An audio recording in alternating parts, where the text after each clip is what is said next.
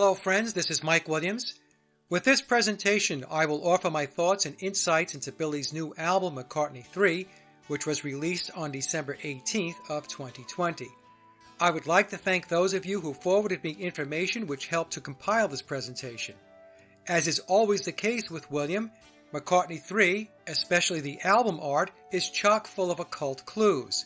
I will also comment on the new Let It Be film by Peter Jackson, which is scheduled to be released in 2021. Before we move on, please note this presentation is about the Beatles and the McCartney conspiracy, so if this topic is not your cup of tea or it makes you upset, I highly recommend clicking the stop button and moving to content that better aligns with your beliefs about who and what the Beatles were and continue to be. For everyone else, thanks for being here. Let's move to the first slide and begin the analysis.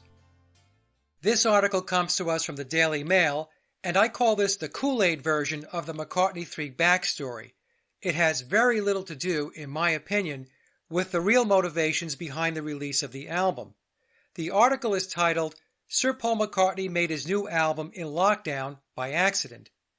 In this article, Billy tells us his 18th solo album, McCartney 3, was somewhat of a happy accident. He goes on to say he wrote and recorded it during lockdown earlier this year, and he didn't realize what he was creating when he did it, and says, I wasn't trying to make an album, so suddenly I had these 10 songs.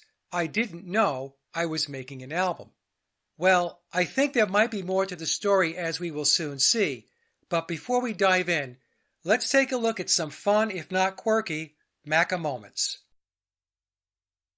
Here's an image of Billy posing for what is obviously a staged photo with his face wrapped.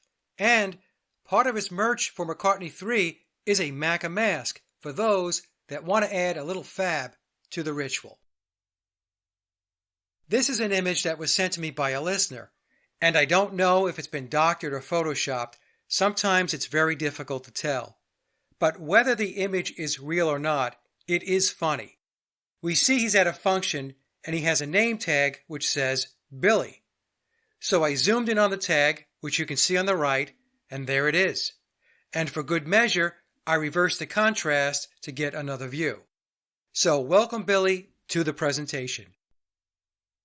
Let's take a moment and set the table a bit before we get into the details. McCartney 3 is Billy's 18th solo album, and of course, 18 reduces to the number 9. Dice, in its singular form, is called a die. The 3 dots on the die can have multiple references, including the Trinity, the 3 sides of a triangle or pyramid, the 3 phases of the Beatles, and Billy's 3 personas comprised of biological Paul, himself, and the role he plays of Paul McCartney. The die is also a cube that has 6 sides and symbolizes Saturn worship and Luciferianism. Also, when we count the dots on the die's reflection, we get double 3s, or 33, representing the 33 degrees of the Scottish Rite of Freemasonry, as well as the numbers 6 and 9, where 9 is the number associated with Billy playing the role of Paul McCartney. And when we combine the name McCartney with the die, we get McCartney die, cluing us in that Paul is dead, and perhaps Billy is also hinting that he himself is reaching the end of his life. Let's move to the next slide and discuss the 3 phases of the Beatles. The first phase was the pre-1962 timeframe where Pete Best and Stuart Sutcliffe were in the band. This was the bar and club period where the Beatles were being prepped for the role Tavistock had them slotted for. This was a time when they were continuously playing live in order to strengthen their playing skills in preparation of what was ahead of them once they connected with George Martin in 1962. The second phase began in the latter part of '62 when Pete Best was replaced by Ringo as the drummer. This took place right before they signed with EMI Parlophone and began working under the tutelage of George Martin. This period had the lads learning the songs written for them as well as credited to them as they took the music on the road to a worldwide audience with major tours and generating the first 7 albums, starting with Please Please Me and ending with Revolver in 1966. This period, which I refer to as the Biopol period, was a major deliverable in the psychological operations timeline as it established the Beatles as a worldwide phenomenon and putting Tavistock's social engineering agenda into overdrive.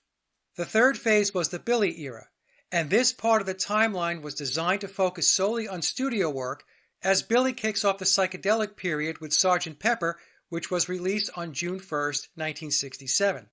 As I have discussed in many other presentations and shows, the Beatles were Freemasons and immersed in Masonic occult symbolism. If we look at the lower left of the chart, I have an image of Stuart Sutcliffe going back to the Phase 1 period, where he is making a Masonic hand gesture which I will explain in a moment. In the middle of the slide, we see the Phase 2 Beatles, where all of them are displaying the Masonic lion's paw, a symbol which refers to personal transformation and spiritual enlightenment within the teachings of Freemasonry. The Beatles' 1962 through 1966 Red Album and the 1967 through 1970 Blue Album are representative of the Red and Blue Lodges of Freemasonry. Okay, so let's take a closer look at Stuart Sutcliffe's Masonic hand gesture and what is being symbolized. The symbol Stuart is flashing is the cube. The cube is a symbol of Saturn. Also, when we draw a line through the center of the die, we create two triangles and can make correlations to the alchemical symbols of the four elements, which are air, fire, earth, and water, each of which has its own characteristics while also aligning to the signs of the zodiac. For the purposes of this discussion, I will focus on the meaning of the cube. The cube has 6 sides and in the occult represents Saturn, which is the 6th planet. The cube is also represented as a hexagon. When we connect the 6 points of a hexagon, a 3-dimensional cube emerges. At first, it might be hard to see, but if you look at the image of the hexagon at the bottom left of the slide, and then look at the black die to the right, you should see the correlation. We are told by NASA that at the North Pole of Saturn, there is a hexagon-shaped formation. Now, whether you believe NASA or not is not the point. Instead, we should ask ourselves, why is NASA, which was founded on occultism, showing us the hexagon? And what they are telling us is the hexagon is a cube, and the cube, or more specifically, the black cube, is a reference to Saturn. Saturn worship is associated with Luciferianism. This is why we see large black cubes across the world. The image on the right shows giant cubes on display in Australia, Denmark, Manhattan, and Santa Ana. Why is this? It's because Saturn worship, or Luciferianism, is the spiritual belief system and ideology of the controllers. For anyone interested in why the controllers worship Saturn, I will leave a link in the description box to my October 2020 presentation in Greenville, South Carolina, where I cover this topic and offer my theory. And now let's take a look at another well-known cube. Many people are familiar with the Kaaba in Mecca. It is the most sacred site in Islam, and as we can see, it is a large cube. In fact, the word Kaaba, which sounds similar to Kabbalah, means cube. When Muslims make their pilgrimage to Mecca, part of the ritual is to walk around the Kaaba, forming a ring, symbolizing the rings of Saturn. Saturn is the Lord of the Rings, and I will tie this out later in the presentation when we discuss Peter Jackson and his work on the new Let It Be film. Now let's take a look at how the cube ties into Billy. As I mentioned, along with the die being the singular form of dice, it is also being used by Billy as a Paul is dead clue. I covered how a hexagon which has 6 sides becomes a cube when displayed in 3D format, as well as the hexagon and the cube being symbols for Saturn. So along with Billy using the cube symbolism to represent his spiritual philosophy of Luciferianism, he is also using wordplay to tell us biological Paul, or McCartney, the name at the top of the album, is dead. When we look at the album cover, we have the name McCartney at the top, and then below McCartney, we have the die. And when we connect the name with the symbol, we are being told McCartney die, or Paul die, or Paul is dead. This clue takes us back to the Sgt. Pepper album cover and the drum clue. When the drum is mirrored, as we see in the red circled area on the right, we get the words he, die. And look what's between he and die.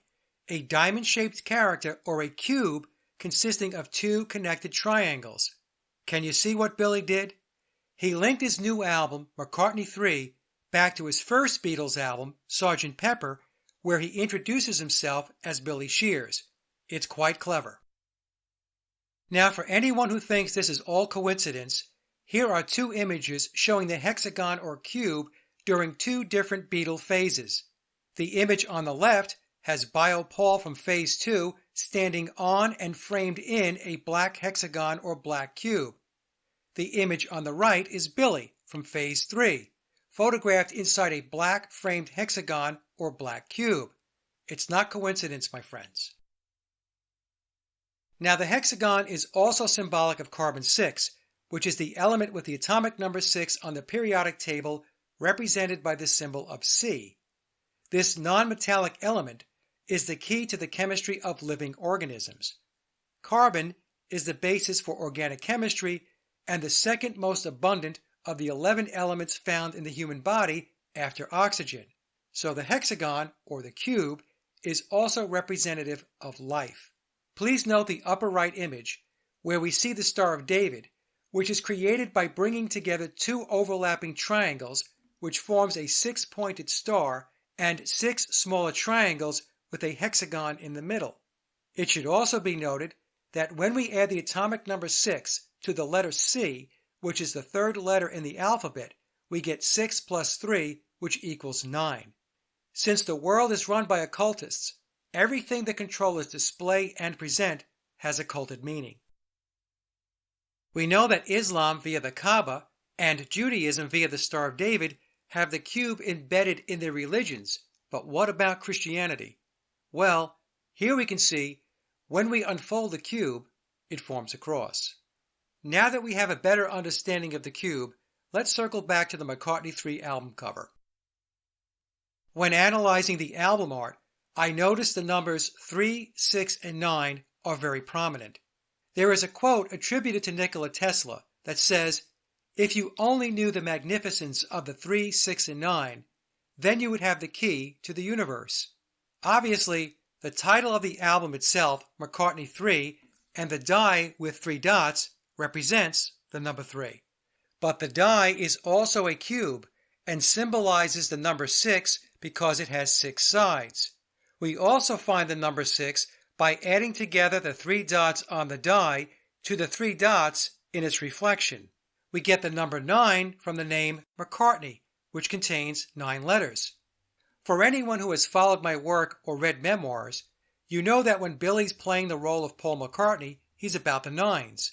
And when he is William, or himself, he's all about the 6s. The number 3 represents a direct link to Source or the universe. It's a number that also represents the Trinity. 6 represents the strength within ourselves and is also the number of man. 9 is in accordance with moving on from the past and experiencing transformation and change. 3, 6, and 9 are also fundamental to vortex math, which is a theory that posits these numbers represent a vector between the third and fourth dimension. Therefore, 3, 6, and 9 are considered higher dimensional energy which influence other numbers and are instrumental in the creation and existence of the universe. McCartney 3, with its simple artwork, is in fact displaying Billy's deep understanding of the esoteric and occult knowledge. Billy loves the number 9, and he embeds it along with his other favorite occult numbers like 3, 6, 9, 11, and 33 anywhere he can. But 9 is clearly his favorite number. McCartney 3 is Billy's 18th solo album, and of course, 1 plus 8 equals 9. The album was originally going to be released on December 11th, 2020. When we add the numbers for the month, the day, and the year, it reduces to 9. When the album was delayed, he chose a date that also regroups to 9, and he did so in a very clever way. The final release date of the album was December 18th, 2020, and to get to 9, he took the month of December, which is 12, or 1 plus 2, summing to 3, and then the day, which was the 18th, which reduces to 9, and multiplied the two. So the month times the day is 3 times 9, which equals 27, and when we add 2 plus 7, we get 9. But what about the year? What he did to make sure the entire date regrouped to 9 was this. He took the year 2020, which reduces to 4, and then multiplied the 4 by the 9 from the month and day calculation. Therefore, 4 times 9 equals 36, and 3 plus 6 equals 9. Now let's break down the album cover even more.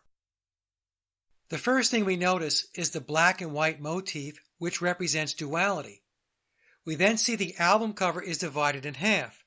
The upper half has a black background, and the lower half is a shade of white.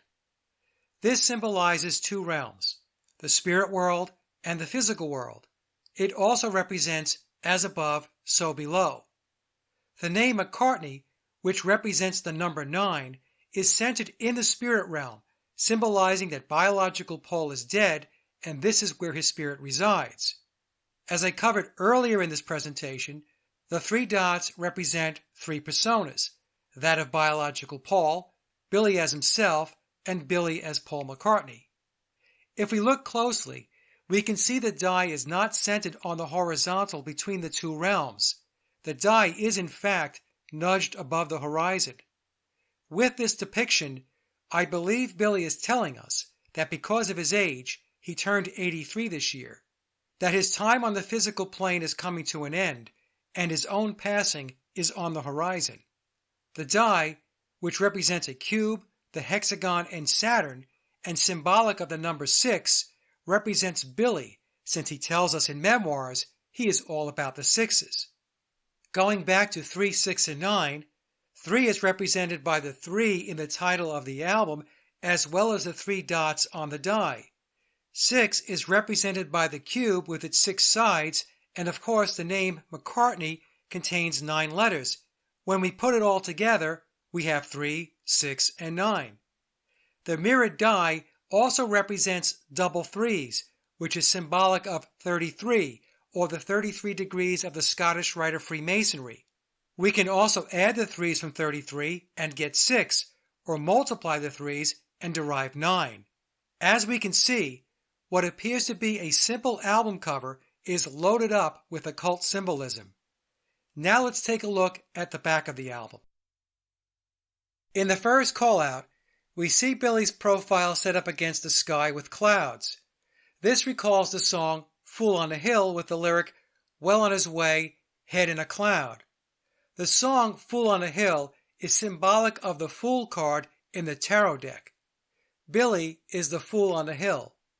The Fool represents new beginnings, having faith in the future, being inexperienced, not knowing what to expect, having beginner's luck, improvising, and believing in the universe. Now take a moment and think about the task Billy took on when he replaced Bio Paul and his journey, and the Fool card makes perfect sense. The album contains 11 songs, and of course this was intentional. The album also has a total runtime which regroups to 11, and I will cover this in an upcoming slide. In box 3, we have the title of the album McCartney 3, which in numerical form is 9 times 3, or 27, and 2 plus 7 equals 9.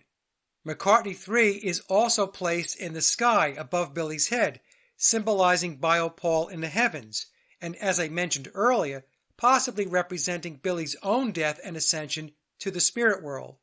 When we add the numbers contained inside the barcode, we again get the number 11. If we move to the image on the right, we have the back of a Japanese CD edition of the album, and we can see Billy with his eyes closed, symbolizing being at rest. The Japanese edition contains bonus songs, bringing the total number of songs to 15, which regroups to 6. And the barcode on the Japanese CD, which has different numbers than the barcode on the album cover to the left, also tallies to 11. Coincidence? I don't think so, but you can decide for yourself. I also noticed the sky and cloud symbolism on the back cover is very similar to Lennon's Imagine album, which was released in 1971. Within 9 years of releasing Imagine, John Lennon departed. This got me thinking, Is the sky and cloud symbolism a clue as to how much time Billy has left in the physical world? Let's play with some numbers and see what we find.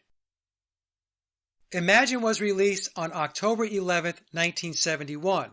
I should note that October 11th was the same day the Beatles began the Rubber Soul sessions.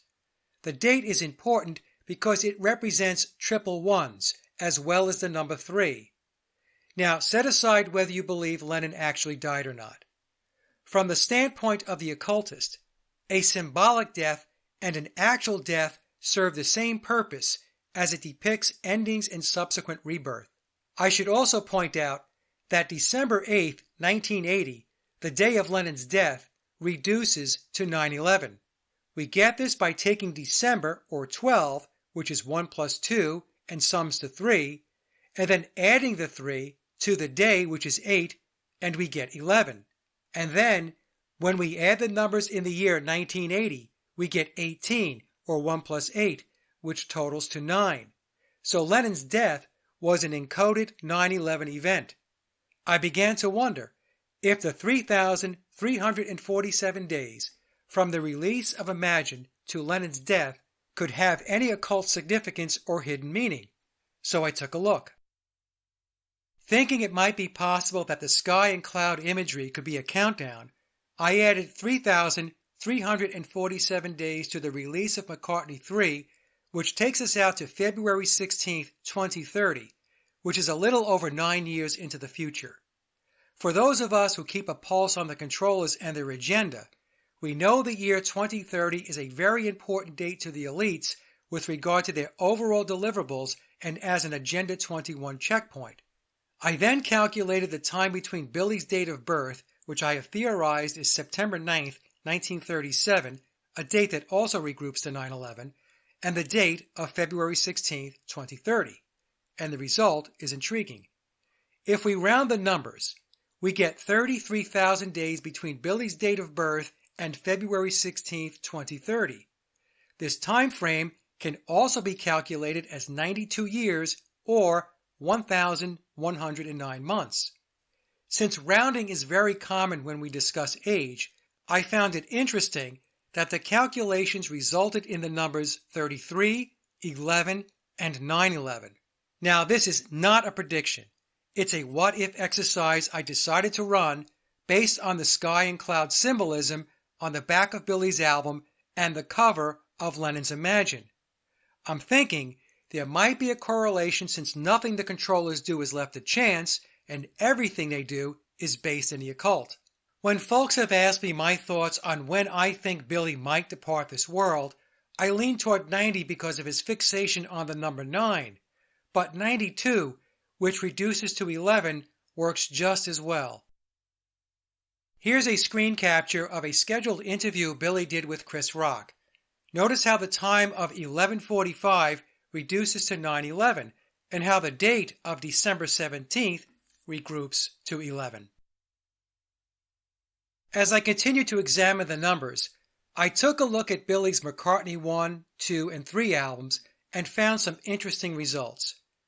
If we look at the blue call-out boxes, we can see that all 3 albums have run times that reduce to 11.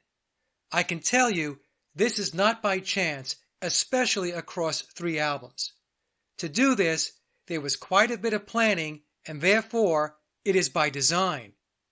Then I reviewed the release dates for these albums, and when I looked at the release date of April 17, 1970 for McCartney 1, I found the date totaled to 11. For McCartney 2, the release date of May 16, 1980 reduces to 3, and I will show you in a moment why I believe he chose the number 3 for that album and what it symbolizes. And last, I mentioned earlier in the presentation, the release date of McCartney 3 regroups to 9. Like the runtimes, the release dates were very thought out in order to tie back to occult numerology. Here is why I believe the release date for McCartney 2 reduces to 3. The album cover shows Billy, as well as 2 shadows to the left and right of his head, symbolizing 3 personas. One persona is the center image representing Billy playing the role of Paul McCartney. The shadow images represent two other personas, that of biological Paul as well as Billy himself as William. So Billy is telling us he is a blending or the embodiment of Bio Paul, a disembodied soul, as well as himself, an incarnate soul, both of which are integrated into the character he plays as Paul McCartney.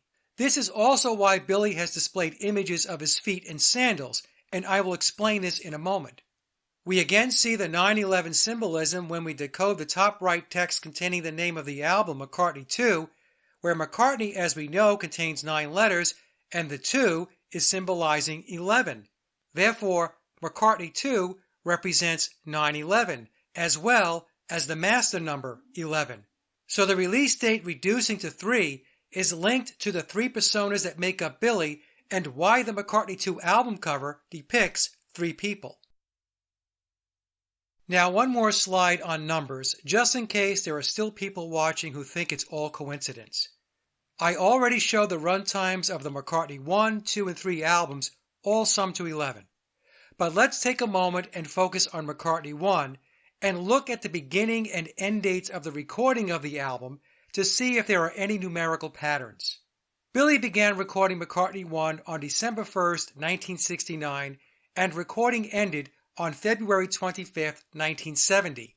From beginning to end, Billy spent 87 days recording the album. We can also state the 87 days as 2 months and 25 days.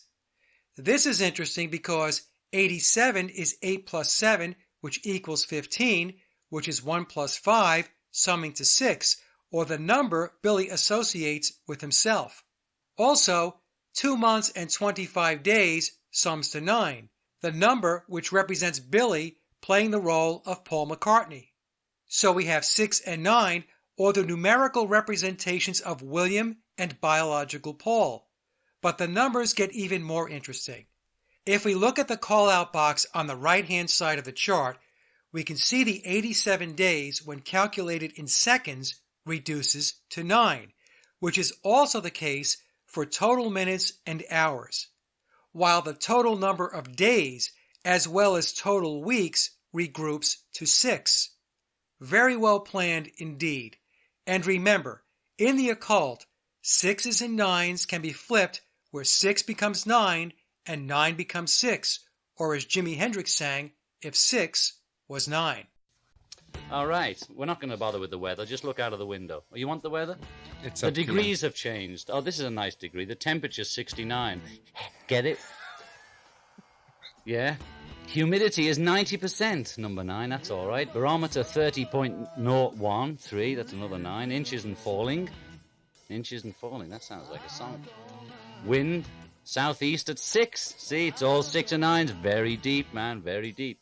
See, it's all 6 and 9s. Very deep, man, very deep. Now let's talk about Billy's feet. A number of people reached out to me asking if the photo inside the McCartney 3 gatefold is showing 6 toes. So I enlarged the image to take a look and concluded the picture of his right foot is inconclusive. It's another example where I believe Billy is being coy and intentionally obscuring or masking the details. I see 5 toes. What some folks believe might be a possible 6th toe appears to be beach sand on the sandal strap. Now, that being said, it doesn't mean there's not a 6th toe hidden by the sandal. Setting aside 5 toes versus 6 toes, let's understand why Billy shows us his feet so many times. It does seem weird, but it makes sense once we know that the feet symbolize aspects of the soul. The foot without a shoe symbolizes a disembodied soul. The foot with a shoe represents an embodied soul. Thus, a shoe takes on the symbolism of the body and is symbolic of form. Since sandals partially cover the feet, Billy is telling us he is comprised of both an embodied and disembodied soul. The embodied part of him is himself, or William, and the disembodied part of him is biological Paul.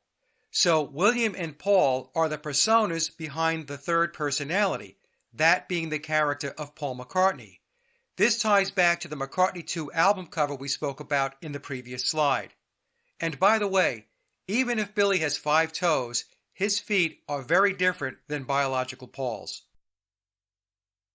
In Billy's Find My Way video, which is a song from McCartney 3, we see lots of mirroring where he's playing both left-handed and right-handed.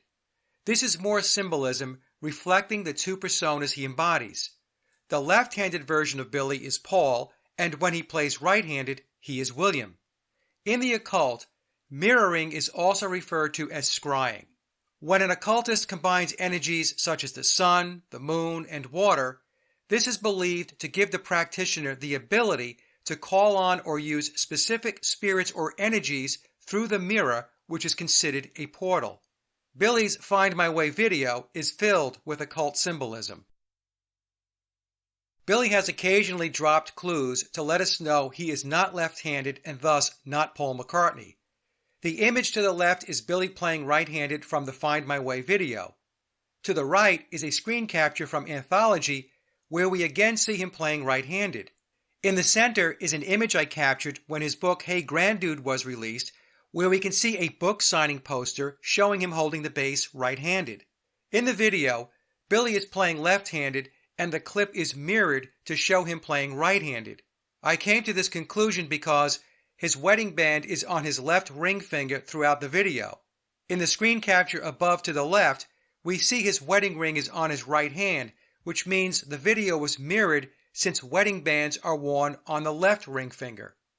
I know this is hard to see in the image above, but if you slow the playback on the video to 25%, you should see the ring. I believe this to be the case with the scene from Anthology as well. It's important to note that in his public appearances, which includes videos, Billy is going to play left-handed. But also keep in mind, a music video is not the recording of the song. In Memoirs, Billy tells us he records right-handed. I had a person contact me who did work with Billy back in the 1980s. When this person walked into the studio, they found Billy playing his guitar right-handed. My contact was curious at his ability to play so adeptly from the right side and asked him about it. Billy replied that since left-handed guitars were hard to come by in the early days, that he learned to play both ways. Of course, his explanation made no sense. All a left-handed guitarist needs to do is reverse the string orientation and then flip the right-handed guitar around so it can be played left-handed, just as Jimi Hendrix did. His response was as nonsensical as his explanation as to why he walked barefoot across Abbey Road on a hot day. We all know this story. He explained it was so hot that he took off his sandals. Well, if it was so hot, you would keep your sandals on, otherwise you run the risk of burning your feet. The reason Billy was barefoot for the Abbey Road photo shoot was because he was supposed to be barefoot, and the reason he was playing right-handed in the studio is because he is right-handed. Here's another capture from Billy's Find My Way video. Here we see him inside the pyramid symbolizing his philosophy and allegiance. And we also have the left-handed, right-handed mirroring once again. The pyramid image appears 42 seconds into the video with 3 minutes and 8 seconds remaining. 4 plus 2 equals 6 and 3 plus 8 equals 11. And when we multiply 6 times 11, we get 66, or the number of degrees that Billy tells us via Memoirs that make up the Pyramid of Power. The image on the right has 25 images. When we add 2 plus 5, we get 7, which in the occult represents the number of the enlightened human. Let me take a moment and offer my opinion on the music and lyrics of the album. Now, what makes music resonate with someone is very subjective. So what appeals to me may not appeal to another. So my words are not to be viewed as a review or critique of the music. It's just my personal opinion. I purchased the vinyl version of McCartney 3. I found the production of the album, including the pressing of the vinyl itself, to be excellent. In fact, the vinyl pressing is audiophile quality. Overall, I found the songwriting to be okay. Musically, nothing stood out for me, but it is a decent album. I do factor in that Billy is 83, and after 60 or so years of performing, I feel compelled to cut him some slack. As an example, because of his age, his voice is not what it used to be, so I'm not expecting to hear vocals from his Wings days. so I tried to set reasonable expectations. His performance on the album, if he did indeed play all the instruments, is very good. As I mentioned, there are 11 songs, and the lyrics are personal and introspective. He sounds like a man who is reflecting back on his life. The lyrics do not come across as down or sad, but thoughts coming from a man who, whether you love him or hate him, has had one unbelievable and colorful life. Some of the songs I found interesting were Long-Tailed Winter Bird, where I believe Billy is alluding to the three personas I have discussed in this presentation. Find My Way, he includes a lyric where he walks toward the light. In the song Sliding, Billy tells us he is who he wants to be. The song Deep, Deep Feeling is very reflective. The song The Kiss of Venus is a reference to the morning star or Lucifer. And I liked Seize the Day, where the title itself is self-explanatory. The last song, Winter Bird When Winter Comes, begins with the lyric, Must fix the fence by the acre plot, two young foxes have been nosing around. And this had some of us wondering if Billy is referring to the standing stone on his farm, with the two young foxes being John Lennox and his wife who visited the farm as part of Steve Farber's research into the stone. It's just a thought. So overall, I found the album to be enjoyable. Let's now move to the McCartney 3 summary slide, and then I will share some thoughts on the new Let It Be film by Peter Jackson. So in summary, McCartney 3 is Billy's 18th solo album, and of course, the 18 reduces to 9. The McCartney 3 album art contains occult symbolism. There are Paul is dead clues, but also clues suggesting Billy is preparing for his transition from the physical world to the spirit world. The die on the album cover represents a cube or hexagon and is symbolic of Saturn worship and Luciferianism, which is Billy's spiritual philosophy. The numbers 3, 6, and 9 are prominent, symbolizing higher levels of consciousness. The master numbers of 11 and 33 are also embedded. Billy's Find My Way music video is filled with occult symbolism. And the song lyrics from the album come across as personal, introspective, and reflective as Billy looks back on his life. Now let's take a look into the new Let It Be film by Peter Jackson. Many Beatle fans know that a new Let It Be film is in production, which is currently scheduled to be released in August of 2021. The director of the film is Peter Jackson. Here's a synopsis of his background, which comes from Wikipedia, along with my own commentary. Peter is a New Zealand film director, producer, and screenwriter. He is best known as the director, writer, and producer of the Lord of the Rings trilogy and the Hobbit trilogy. And back earlier in his presentation, I mentioned that Saturn is also known as the Lord of the Rings. Peter has the title of Sir Peter Jackson, which means he has been knighted. He has received the Order of New Zealand and the New Zealand Order of Merit, both of which are in recognition of outstanding service to the Crown, so Peter is clearly in the club. Jackson announced that he will direct a documentary film about the making of the Beatles' final album, Let It Be. And to add my own footnote, technically speaking, Abbey Road was the final Beatles album to be recorded. He's going to transform the footage with modern production techniques to display a new side of a period on the Beatles' history, which is usually remembered as highly conflictual. The Wikipedia entry goes on to say that most, that's an interesting word, most of the footage used was originally recorded for the 1970 Let It Be documentary. The article goes on to say that the film is created around 56 hours of never-before-seen footage and 140 hours of audio made available to Jackson's team, which is the only footage of any note that documents them at work in the studio. Now, isn't that an interesting sentence?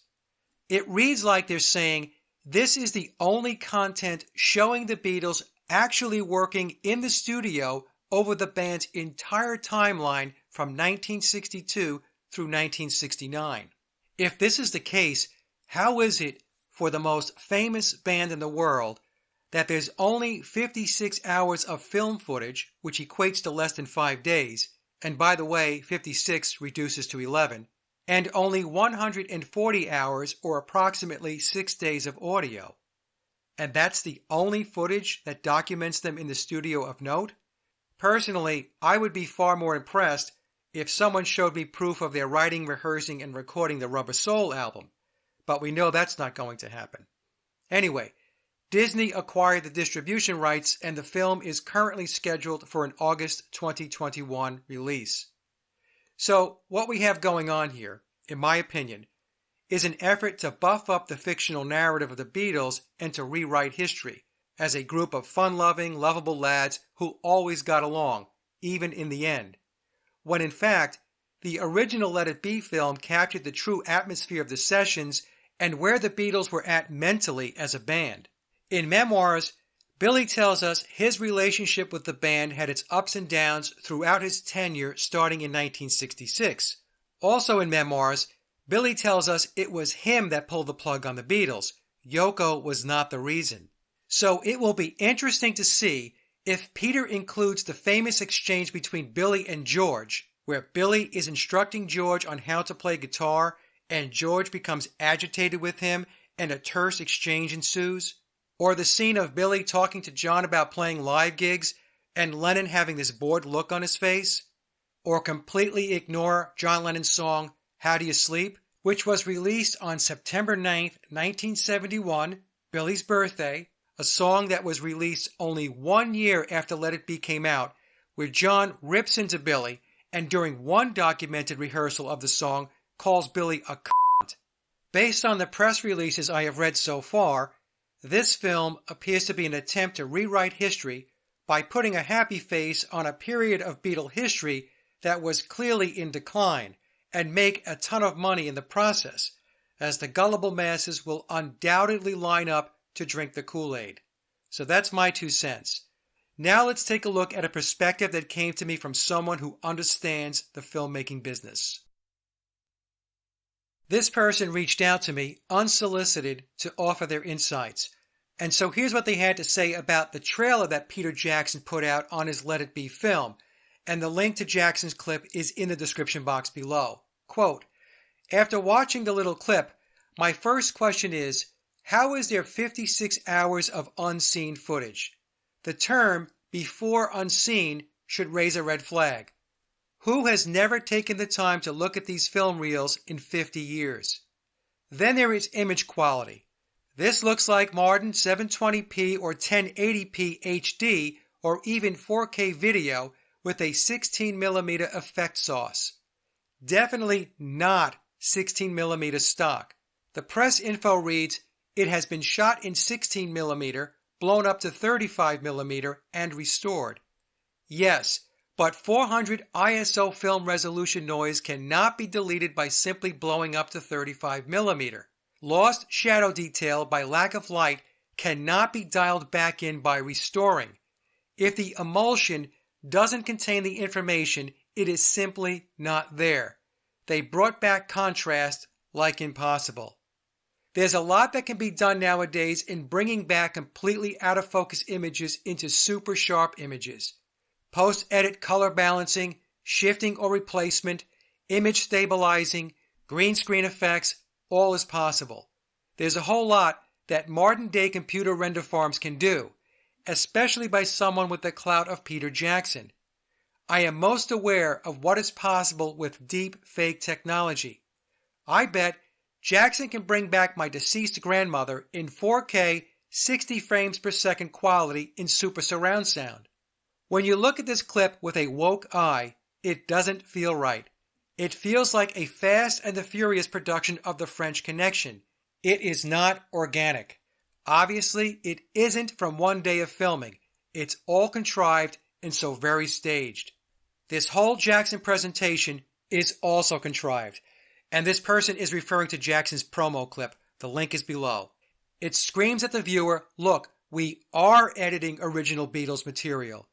He is trying too hard to convince us that this is not staged. Most people won't recognize manipulated imagery. This holds true in current times. End quote. So there you go. This coming from someone with expertise in filmmaking. Thank goodness for awake people.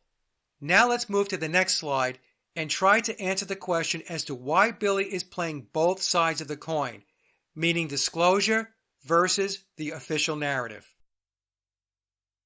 I have been asked many times, when is Billy going to fully disclose, and why is he going about disclosure in a very subliminal way? And why does he continue to push the mainstream narrative of the Beatles versus just coming clean?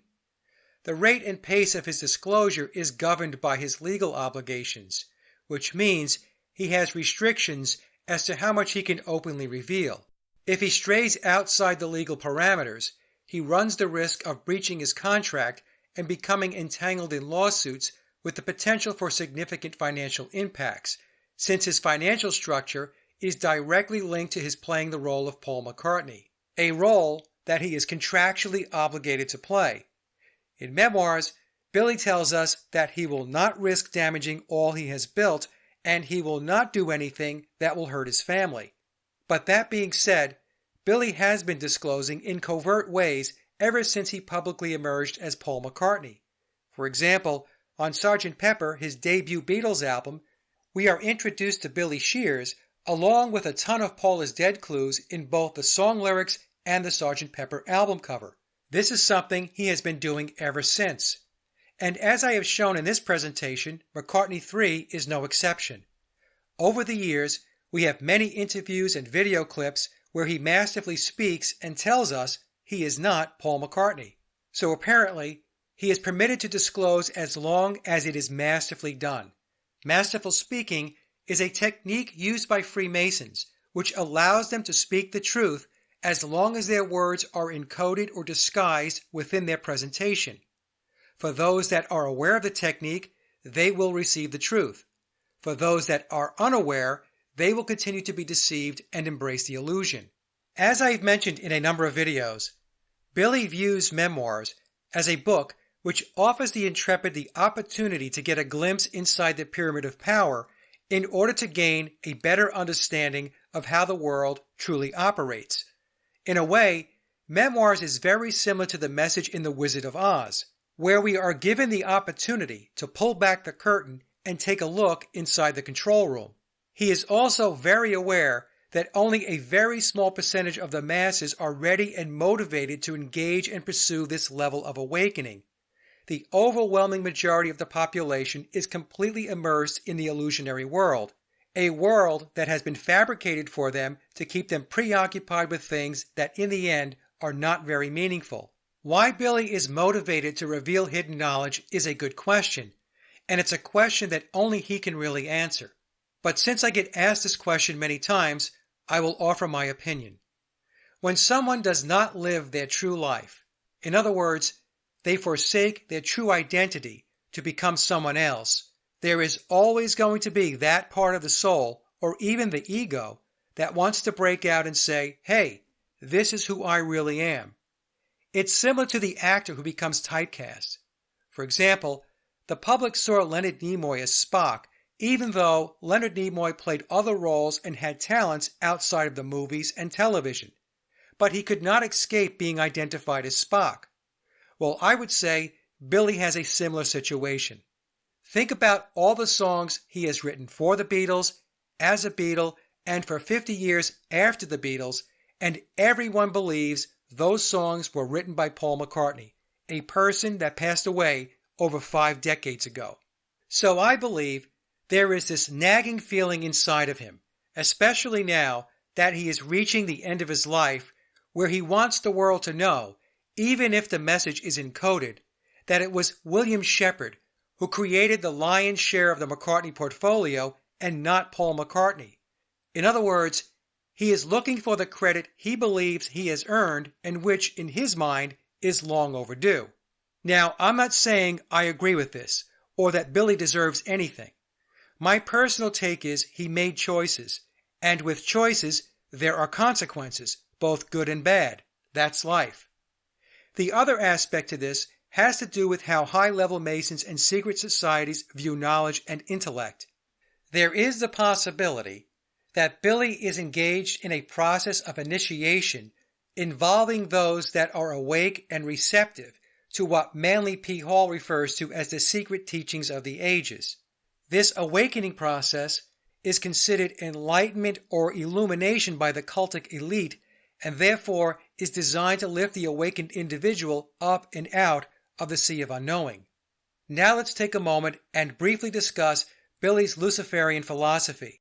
But before I start, I would like to note that as I researched Luciferianism, I had an exchange with a knowledgeable source that explained to me that many Luciferians will state the Lucifer they worship is not the Lucifer defined by the Christian belief system. In general terms, Luciferian philosophy teaches that one must balance the spiritual and material aspects of their existence here in the physical world. They might also argue that Satanism is a corrupted version of Luciferianism in that Satanists focus almost exclusively on their physical desires and very little on their spiritual aspects. In fact, there are Luciferians that will reject the notion that Luciferianism and Satanism are interchangeable. Luciferians hold the belief that one should pursue their innermost desires or pure will, and there is nothing wrong with accumulating wealth and fame as long as it is balanced with spiritual disciplines. Luciferians also believe it is fair game to leverage the unknowing of others to obtain what the Luciferian desires in pursuit of their will. In other words, what another person is ignorant of or does not know is not their problem. If a person is unknowing and wishes not to be outwitted or outmaneuvered, then they should seek knowledge. Simply put, a Luciferian places the responsibility of obtaining knowledge on the individual. We see this philosophy play out all the time in environments like the corporate world. Luciferians also believe in harnessing the energy and focus of the collective to manifest their physical world desires. And to a Luciferian, energy is energy. For example, people who research Paul is dead and claim to despise Billy and then post, write, and rant about him in a negative light are unwittingly focused on him and thus directing their energy toward him in the form of thought and consciousness, which he then manipulates to his benefit. Luciferians look to manifest an external world that mirrors their internal will, while most people do the exact opposite, where the external world becomes their internal mindset. Luciferians will argue this is the reason why most people lead suboptimized and unfulfilled lives. Now, I'm not saying I agree or disagree with the tenets I just explained. All I'm doing is presenting what I have learned by researching the Luciferian ideology in order to gain a better understanding of those that control this realm. Since the Beatles are a monstrous cash cow for Billy, and Billy seeks to optimize his physical world ambitions, he will continue to push the fictional mainstream Beatle narrative because he benefits significantly from it. It goes back to taking advantage of the unknowing, which is represented by the 99% on the chart. Now, for those that are awake to the fiction, there is this initial energy that comes Billy's way because people are researching and investigating the conspiracy, like me or possibly you. But over time, the benefits to Billy decline as people who learn the truth begin to spend less of their energy focused on the Beatles and on Billy. For example, I have cleared out much of my Beatle collectibles, and even though I still appreciate the craftsmanship and production of the music, I spend very little time listening to Beatle music these days because for me, the luster is gone. There was a time when I would be anticipating the release of the new Let It Be film by Peter Jackson, but today I can care less. The worship is gone. Many people have written me and expressed the exact same feelings. Even books on the Paul is dead topic are not lucrative endeavors because it is a niche topic. What makes it niche is the fact that the overwhelming majority of the masses are unwavering in their worship and immersed in the illusion. So from a purely financial perspective, Billy's time and energy is better spent promoting the mainstream Beatle narrative since it has an overwhelmingly better return on investment, and it's an area where he can harness far more of the collective consciousness that is maniacally focused on him. So I would argue that his disclosure process, as underground as it is, contributes to the balancing between the spiritual and material aspects of his life in the physical realm. In other words, his physical gain comes from the official narrative, and his spiritual offset is disclosure. Some might think of it as a form of balancing karma. Spiritual or universal laws dictate that truth is an imperative, and a Luciferian, if I understand their tenets correctly, must balance those scales. And that concludes the presentation. But before heading out, I will leave you with an excerpt from David Lynch where he offers his insights on consciousness. And then I'll play an interesting clip from the movie Under the Silver Lake. As you listen and watch, look for a particular iconic instrument. It's a great truth drop. And then we will close with the song Ghost Rider from the band Famous Groupies, whose new release, the Furry White album, is filled with a splendid collection of wing-sounding music. And I do believe Kirkcaldy and friends are telling us a little something. The link to their website and music is in the description box below. Thanks for listening. Thank you very much. It's good to be here in Boston, and thank you very much for coming here tonight. Hi. Hi. Yeah, I teach film, I make films. I would like to know, I'm not a meditator. What does meditation, can you say anything about how meditation might connects to your creative process or might help the creative process of my students or myself? Yes, I can. Will you? Yes, I will. Tonight's talk is consciousness, creativity, and the brain. And if you have a golf ball-sized consciousness, when you read a book, you'll have a golf ball-sized understanding. When you look out, a golf ball-sized awareness. And when you wake up in the morning, a golf ball-sized wakefulness. But if you could expand that consciousness, then you read the book, more understanding. You look out, more awareness. And when you wake up, more wakefulness. It's consciousness. And there's an ocean of pure, vibrant consciousness inside each one of us. And it's right at the source and base of mind, right at the source of thought, and it's also at the source of all matter. So what does it all mean? Come and sit down. Here.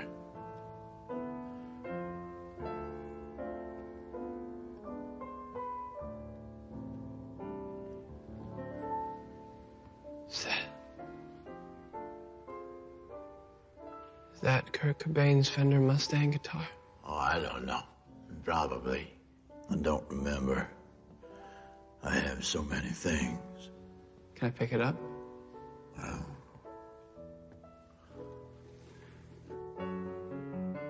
I don't always worry what the message is. I just pass it along.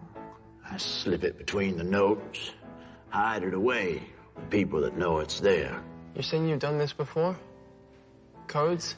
I wrote the music your dad grew up to.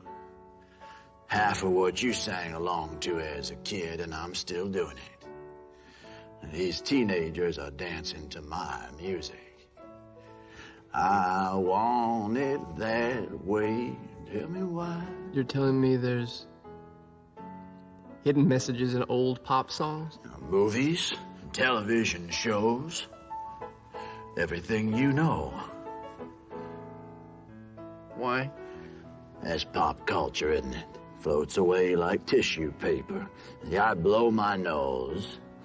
I find a used Kleenex, I recycle it, and there is your wedding song. Here it comes. I want to know what love is. And I want you to show me. What are the tunnels for? Is there going to be a war? Oh, hell, I don't know. I'm just trying to make a living, earn a few dollars. But you have everything.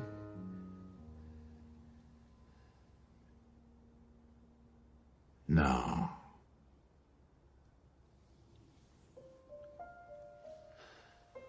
You know this girl?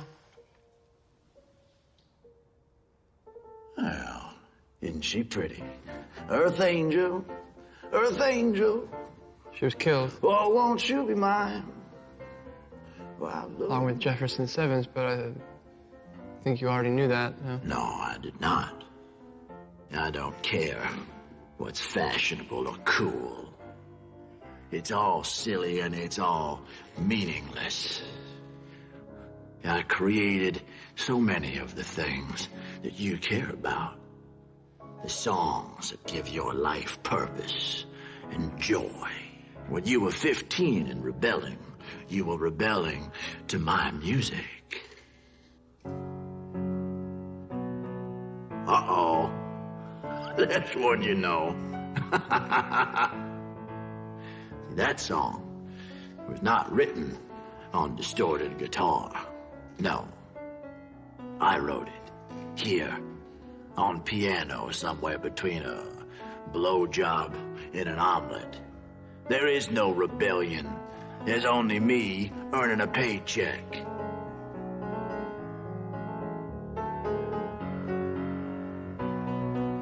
I don't believe you. Well, good.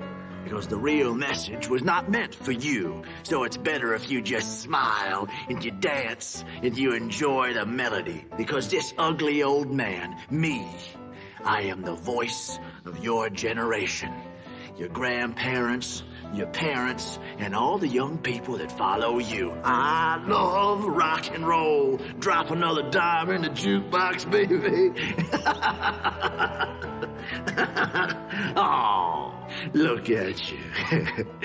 Everything that you hoped for, that you dreamed about being a part of, is a fabrication. Your art, your writing, your culture is the shell of other men's ambitions, ambitions beyond what you will ever understand.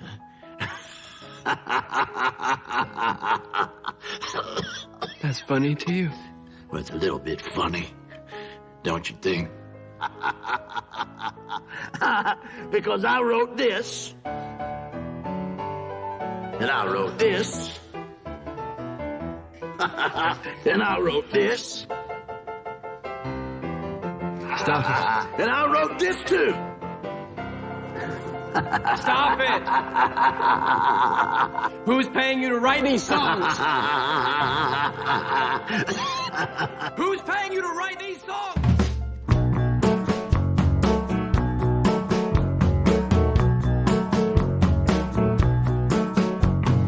Hey, ghostwriter, write me another song. Go on now, get along. You ain't done me wrong just yet. Hey, ghostwriter, like we agreed upon.